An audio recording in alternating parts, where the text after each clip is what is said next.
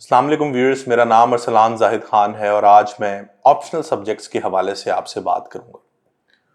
Optional subjects में बहुत से स्टूडेंट्स इस चीज़ में कंफ्यूज होते हैं कि हमें पॉलिटिकल साइंस रखना चाहिए या इंटरनेशनल रिलेशंस रखना चाहिए। सीएसएस के अंदर बहुत ही डाइवर्स एकेडमिक बैकग्राउंड से लोग आते हैं। डॉक्टर्स भी आते हैं, इंजीनियर्स भी आते हैं, इकोनॉमिस्ट भी आते हैं, सोशल साइंसेस के स्टूडेंट्स भी आते हैं।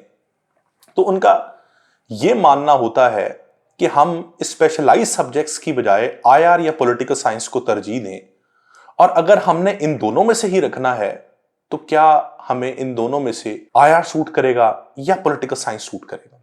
तो आज मैं एक कंपैरेटिव एनालिसिस करूंगा कि इंटरनेशनल रिलेशंस और पॉलिटिकल साइंस, इसके प्रॉज एंड कॉन्स क्या हैं। सबसे पहले अगर हम इंटरनेशनल रिलेशंस की बात करें तो आईआर एक बहुत ही डायनामिक सब्जेक्ट है। इसमें डेप्थ बहुत ज्यादा है, इसमें सब्जेक्टिविटी बहुत ज्यादा है। इसको पढ़ने के लिए आपको एटलीस्ट 3 से 4 किताबों का एक अच्छा एनालिसिस पता होगा, तो आप इसको अच्छे तरीके से सीएसएस में डील कर सकते हैं।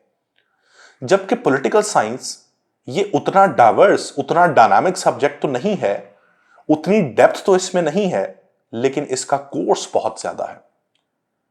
तो जितना टाइम आपको पॉलिटिकल साइंस का कोर्स कवर करने में लगेगा, जो कि सिंपल है, जिसमें कोई टेक्निकलिटीज इतनी ज्यादा नहीं है, उतना ज्यादा टाइम आपको आईआर की डेप्थ को अचीव करने में लगेगा।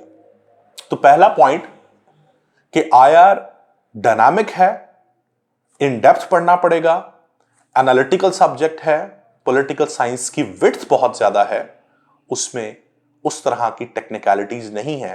सीएसएस का पेपर्स भी अगर हम देखें पास पेपर्स के, तो बहुत सीधे सीधे सवाल पूछे गए हैं। फिलोसोफर्स के ऊपर बहुत सीधे से उनकी फिलॉसफी पे सवाल पूछा गया है। उसके बाद पॉलिटिकल कॉन्सेप्ट्स हैं, कॉन्स्टिट्यूशंस हैं, तो टेक्निकल चीज नहीं है।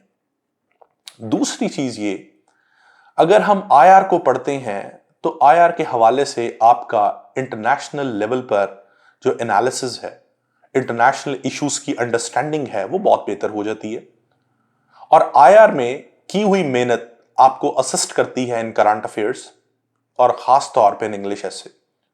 आप पिछले 2-3 सालों से देख रहे हैं कि एग्जामिनर का टिल्ट इंग्लिश एसे के अंदर बहुत तेजी से इंटरनेशनल इश्यूज पर बढ़ रहा है।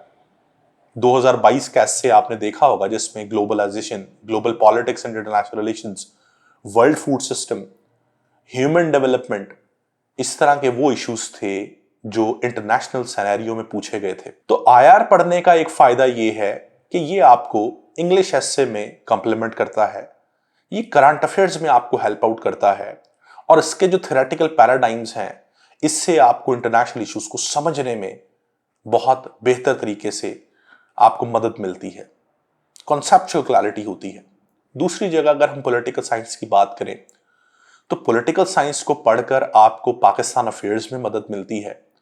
और अगर हम इंग्लिश एसे के हवाले से बात करें तो polarised politics, democracy, governance, economy और जितने भी कॉन्स्टिट्यूशनल इश्यूज हैं, डिसइंटीग्रेशन के इश्यूज हैं, मसाइल हैं, टेक्निकलिटीज, पाकिस्तान सेंट्रिक मसाइल हैं, पॉलिटिकल साइंस आपको उनमें मदद करता है। तीसरा डिफरेंस ये कि अगर हम खास तौर पे इसको सीएसएस के स्कोरिंग क्राइटेरिया के हवाले से देखें तो पॉलिटिकल साइंस को ये एक एज है कि पॉलिटिकल साइंस हमेशा 15 से 20 मार्क्स इसमें आईआर की निस्बत ज्यादा आते हैं। ऑन एवरेज हर साल पॉलिटिकल साइंस में 100-110 स्कोर 200 में से बहुत से कैंडिडेट्स का होता है, और जो बहुत अच्छा स्कोर है वो 150 तक भी आता है, 140 तक भी आता है।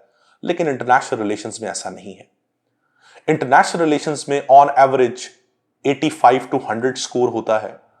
बहुत अच्छा अगर स्कोर, एक्सेप्शनल स्कोर, वो हमें 135 से 140 तो देखने को मिलता है, लेकिन वो पूरे पाकिस्तान में जितने सीएसएस एस्पायरेंट्स उनमें से मुश्किल से 10, 15 या 20 कैंडिडेट्स वो ले पाते हैं। तो स्कोर के लिहाज से पॉलिटिकल साइंस को एक एज है, क्योंकि पॉलिटिकल साइंस का जो पेपर है उसमें ऐसी टेक्निकलिटीज नहीं है, वो सिंपल है।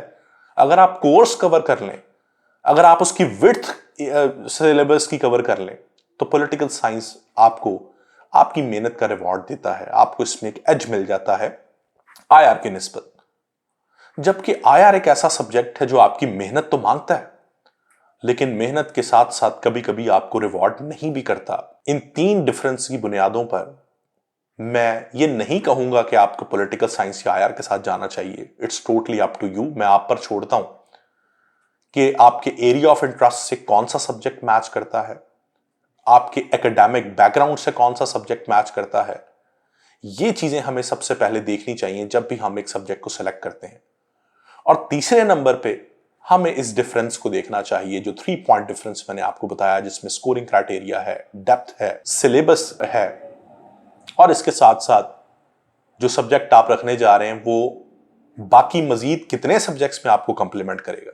आई होप इस वीडियो के बाद आप इस काबिल होंगे कि आप बेहतर तरीके से डिफरेंशिएट कर सकें और अपने लिए कौन सा सब्जेक्ट मुनासिब समझते हैं इस पे फैसला कर सकें। मैं इंशाल्लाह आने वाली वीडियोस में मजीद सीएसएस के अहम टॉपिक्स के ऊपर आपसे बात करूंगा। बहुत शुक्रिया।